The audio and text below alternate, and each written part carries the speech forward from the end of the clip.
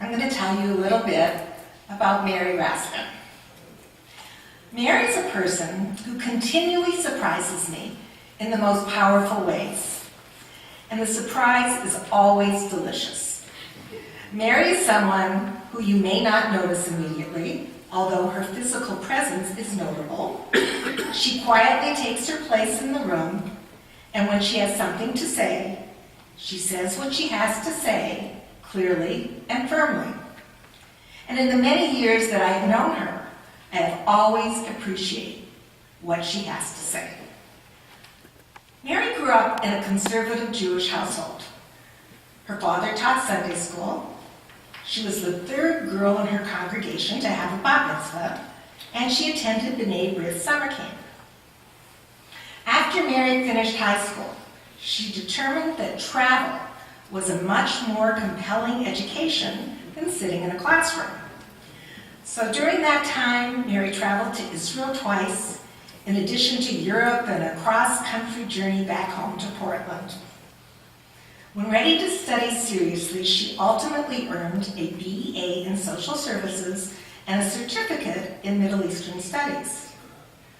Her early married life afforded her the opportunity to live in Haifa, Israel, Burbank, California, and Toronto, Ontario, in addition to the greater Portland area. For more than 15 years, she worked in various management capacities in technology and not-for-profit education. However, it wasn't until 2006, at an anti-war demonstration, that she discovered Kol Shalom, Community for Humanistic Judaism, where she was able to rekindle her early passion for things Jewish that aligned clearly with her values. As most of us know, there are a great many ways for talented, dedicated individuals to do meaningful work in secular humanistic Jewish communities. From the very beginning of her relationship with the IISHJ, Mary knew that she wanted a substantive, a serious educational experience. So she applied to the master's program.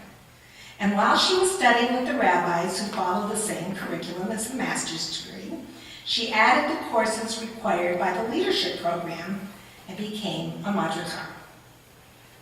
A few years ago, I taught the Life Cycle Ceremonies rabbinic course to two remarkable women, Mary and Denise Henlarsky. Since it was just the three of us, we all participated and switched roles in our role-playing exercises. One scenario included Rabbi Denise and Mary and I as a couple attending a premarital session with our rabbi. Rabbi Denise asked us what we loved about each other.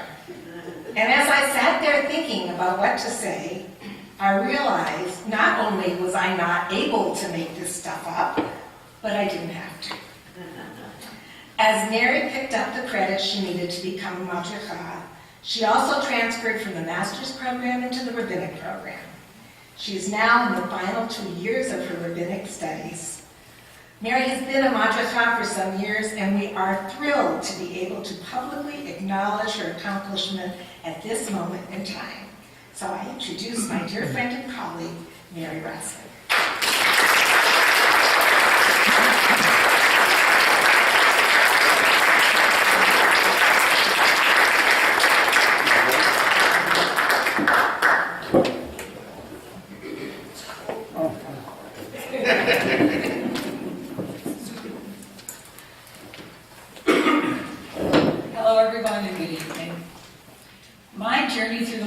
Program began with an intellectual curiosity about humanistic Judaism. I first learned about humanistic Judaism while my husband and I lived in Toronto, and we had the good fortune to participate in the Seder in the home of Eva Goldfinger. After returning to Portland and participating in an anti-war demonstration, we joined Kol Shalom. We had found, as many people say, our kind of Judaism. The leadership program seemed the perfect opportunity to learn more, and it was. My teachers were knowledgeable, my fellow students were smart and creative, and I learned from all of them. I learned the philosophy of our movement and different approaches to celebrating our holidays. I gained a fuller and deeper understanding of our history. I even had to unlearn a few things. Like, you mean the Exodus, that grand and fateful journey never happened? Oh my. However, I carried on and my learning progressed through the readings, the discussions, and the papers. But something happened that I didn't expect. As future leaders, we are expected to teach classes to children and adults. We are expected to create and lead holiday and Shabbat services.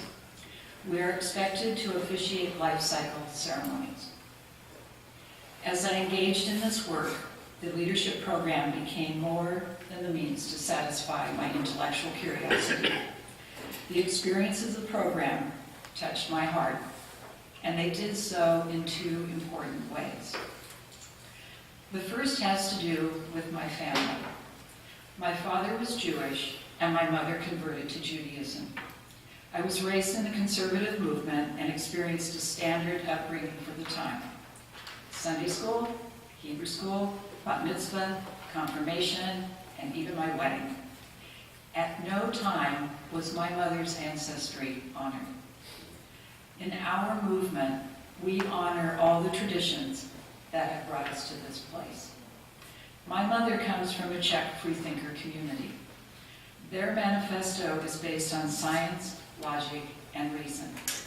Her family's secular humanistic values were carried on in my family.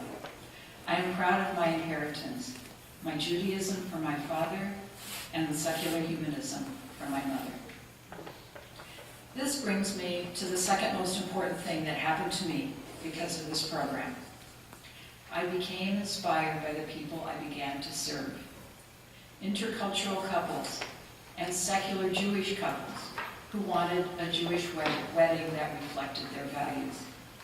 Bereaved families comforted by a funeral service that respects all of their cultural beliefs.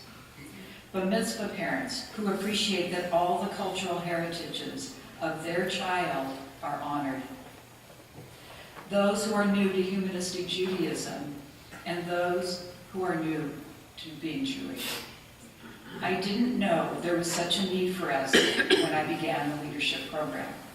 I am profoundly glad that I can join with other leaders in this important work. In closing, I want to thank those who made my journey possible. My teachers and fellow students, some of whom are here today.